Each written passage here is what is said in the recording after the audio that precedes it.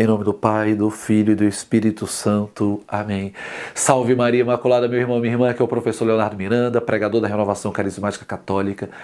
E nesse mês de junho nós estamos falando sobre a Eucaristia, esse grande tesouro da Igreja. E hoje eu quero falar sobre o efeito da Eucaristia na nossa alma, na alma do justo, que a recebe com amor.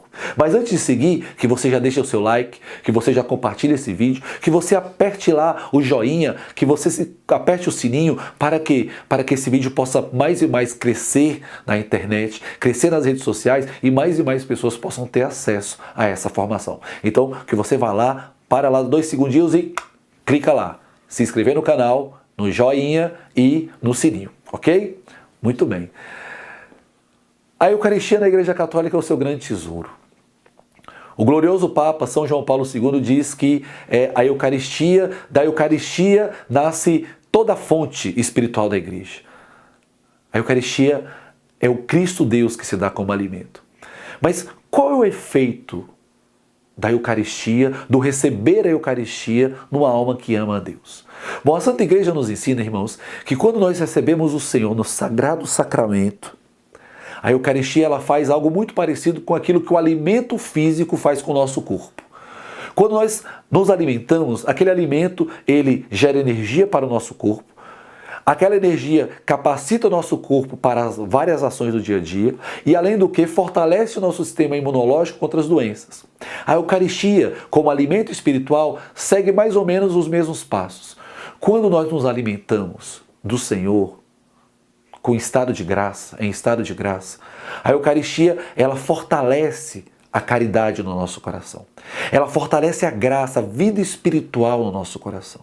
Ela enobrece o nosso coração com a graça de Deus. A Eucaristia bem recebida, ela nos afasta dos perigos de cometer pecado mortal. Ela apaga os pecados veniais e nos preserva dos pecados mortais. Ela também tem como grande efeito fazer diminuir a força das paixões no nosso coração, principalmente aqueles ímpetos de ira e de impureza. Quando o nosso coração está caminhando para cometer um pecado de imoralidade, ou mesmo caminhando para ceder à ira, a força da Eucaristia, ela apazigua nosso coração, apazigua essa concupiscência, apazigua essas paixões.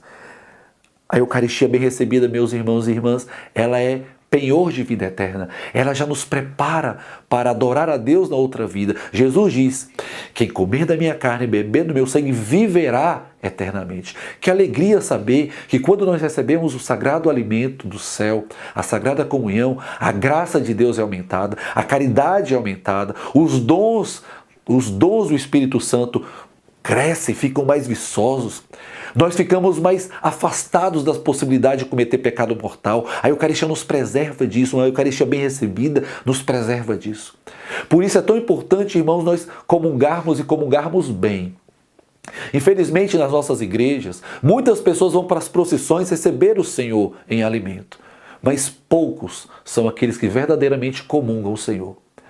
Nós podemos fazer como analogia aquela passagem do Evangelho onde nosso Senhor está cercado por uma multidão de pessoas, todas tocando nele. Mas de repente ele para e fala para os seus apóstolos: alguém me tocou.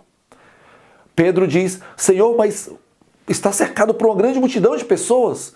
Como assim alguém te tocou? Sim, alguém me tocou, porque eu senti sair de mim um poder. Assim também é a comunhão. Muitos, infelizmente, são aqueles que vão para as procissões receber a Eucaristia, tomar a Eucaristia. Mas poucos são aqueles que verdadeiramente comungam o Senhor. E aqui está o segredo, meu irmão, da graça. O segredo da vida espiritual. Nós temos que receber bem Jesus.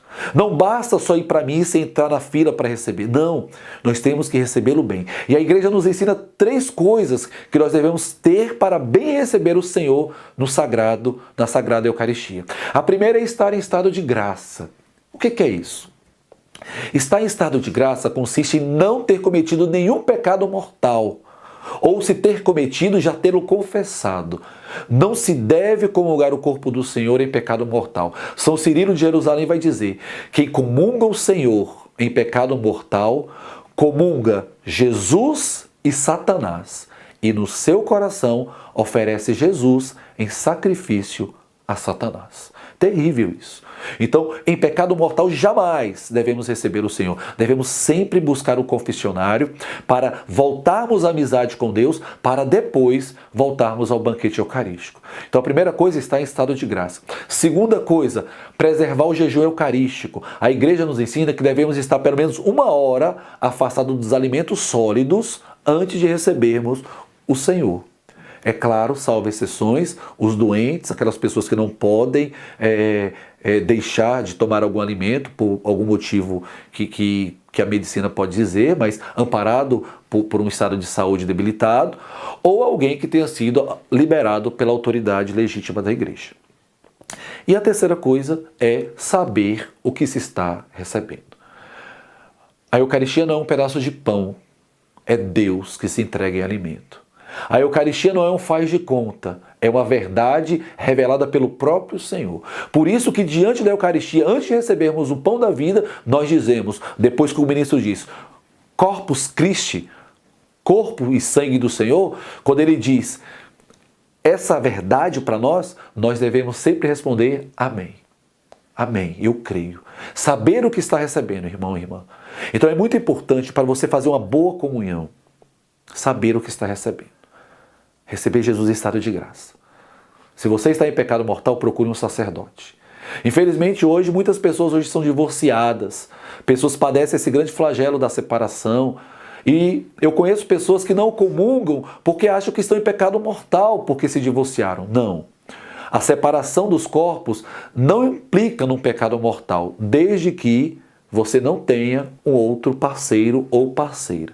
Então, se você é divorciado, se você está nessa situação, você pode comungar o Senhor, desde que você não tenha nenhum namorado, namorada, que você não tenha ninguém, mas que você esteja mantendo-se fiel ao voto que você fez ao Senhor no altar, de ser fiel na alegria, na tristeza, na saúde, da doença, até que a morte o separe.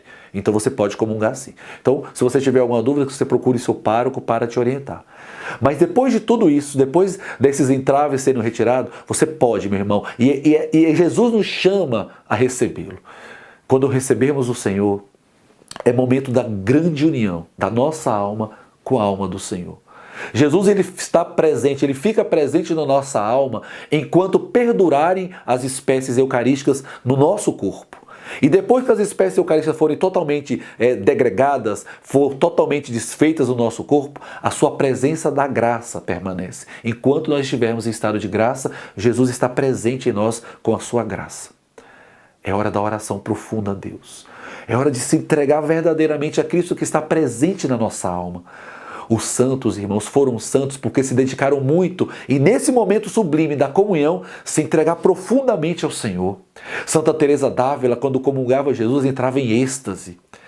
São João da Cruz entrava em êxtase. Santo Inácio de Loyola, São Luís Gonzaga, Santa Catarina de Sena, ficavam horas em ação de graça depois de receberem Jesus Eucarístico. Que você, ao receber o Senhor, que você dê um tempo mínimo de adoração, de comunhão espiritual com Ele. Que você faça atos de fé, dizendo, Senhor, eu creio que estás em mim. Mesmo que você possa não sentir nada, porque ali está um ato de fé, não é sentimento. É claro que tem vezes que o Senhor nos faz ir até o céu, um prazer delicioso que o Senhor nos dá ao recebê-lo, mas muitas vezes não. Mas a fé nos diz que é Ele. Então mesmo que você não sinta nada, é Ele. Faça os seus atos de fé. É Ele. E fique com Ele pelo menos 15 minutos. É o tempo mínimo que deveria se ficar com Jesus ali, no ato da comunhão, em oração. Ele está lá. É hora de você falar com Ele, de você orar, de você entregar suas súplicas. Ele está lá. E para concluir, quero dizer aquilo que Santa Teresa de Ávila nos ensinou. Quando nós recebemos Jesus, dediquemos a estar sozinhos com Ele no nosso coração, porque esse hóspede não paga mal quando ele é bem recebido na pousada do nosso coração. Então, quando você receber Jesus, irmão e irmã, saiba que é a coisa mais sublime que pode acontecer nessa vida, neste mundo, a sua união com Jesus Eucarístico. Salve Maria Imaculada.